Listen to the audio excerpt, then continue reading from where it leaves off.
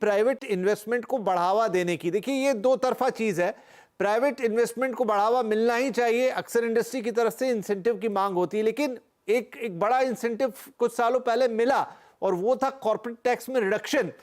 लगता नहीं, मतलब आंकड़े आप बताएंगे, बाकी पैनलिस्ट उससे हम राय लेंगे, लेकिन क्या वो जो रिडक्शन था वो एक बहुत बड़ा तोहफा था, उसके एवज में वो प्राइवेट इन्वेस्टमेंट आया? लगता तो नहीं है ऐसा आया। कहां रुकावट है और इसमें आपकी विश लिस्ट में क्या बनता है, क्या वित्त मंत्री से चाहते हैं जिससे ये इन्वेस्टमेंट खासतौर पे प्राइवेट इंडस्ट्री की तरफ से बढ़ता हुआ दिखाई दे? ऐसा बात है कि जब ये नया tax reduction, corporate tax reduction and new regime was brought in, उसके बाद में इमीडिएटली कोविड हो चुके थे और इंडस्ट्री की कैपेसिटी यूटिलाइजेशन इतने धीमी चले गए थे, उसको वापस लेके आने के लिए कोशिश में थे सभी इंडस्ट्री।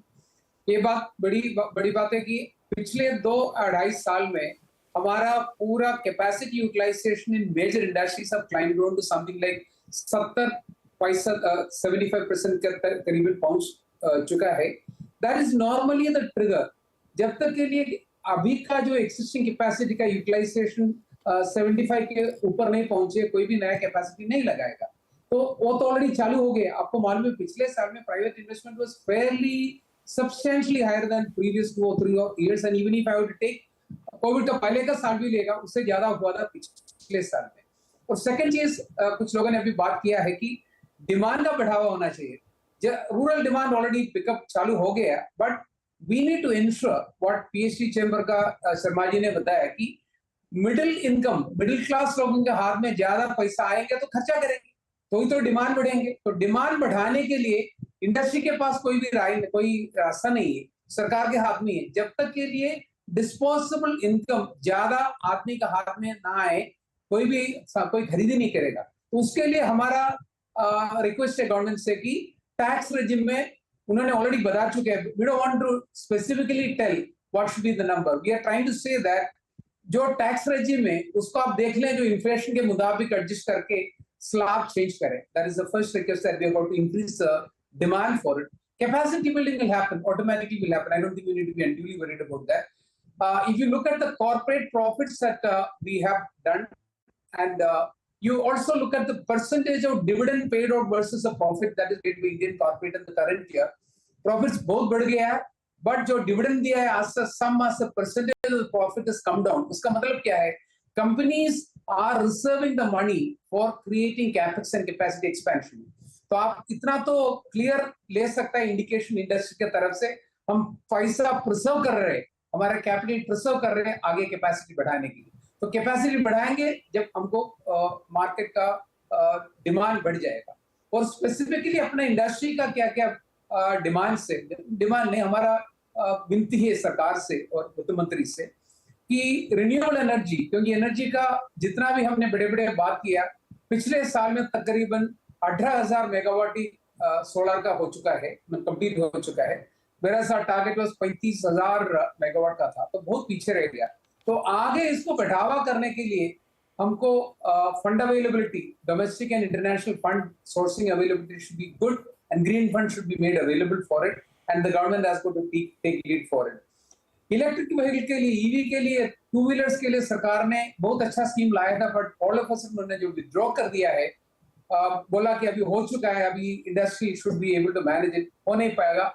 अगर बहुत सारे कंपनियां इंडस्ट्री में आ चुके हैं, जब तक के लिए ये सब्सिडी नहीं आएगा, because the price difference between a petrol vehicle and electric vehicle is approximately 70-80%। जब तक सरकार की सपोर्ट नहीं रहेगा, प्रोलिफरेशन हमारा नहीं होने वाला है, और हमारा क्लाइमेट टारगेट के लिए वो कंटिन्यू रखना पड़ेगा।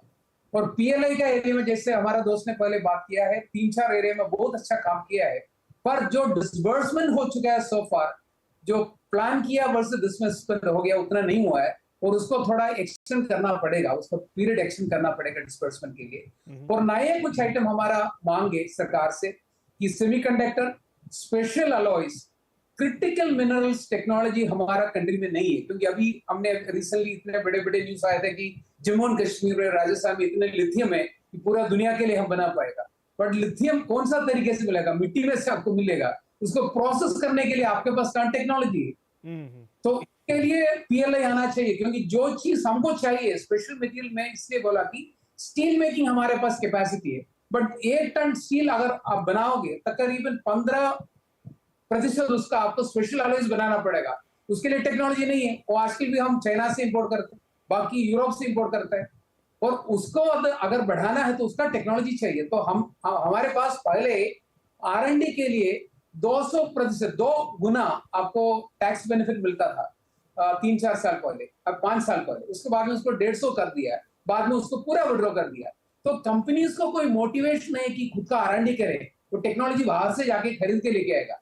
आज का दुनिया में हिंदुस्तान एक ही मार्केट इतना फास्ट ग्रोथ हो रहे, तो कोई भी टेक्नोलॉजी देने के लिए तैयार नहीं। तो ये R&D के एरिया में सरकार को वापस से एडिशनल बेनिफिट जो पहले देते थे, उसको कंट्री को फायदा होगा, कंपनीज को फायदा होगा, वो करवाना चाहिए। और one major threat that we are going to be facing going forward for policy corrections are needed is that India or Europe together, which is a major market for Indian industry, is going to bring in the carbon tax. It is going to be impacting steel export, textile export, multiple industries. I'm not talking about a couple of billions. It may touch even $100 billion worth of foreign currency income for the country. उसके लिए हम क्या करने वाला है, क्योंकि हमारा कोई भी सबसे बड़ा कंपनी भी, कोई भी स्टील कंपनी हिंदुस्तान का, उनका कार्बन टैक्स का रेजिम के बाहर नहीं रहेगा, सब अंदर आ जाएगा। तब करीबन 5 से 10% का उसको anti dumping duty, carbon tax लगने वाला है। हमारे इंपोर्ट एक्सपोर्ट बहुत कम होने वाला है। उसके लिए हमने FTA तो साइन किया, बट कोई भी नजर नहीं है हमारा तरफ से उसको कैसा as a country how we are going to be managing. So policy decisions at the topmost level we are expecting in that area. And one area which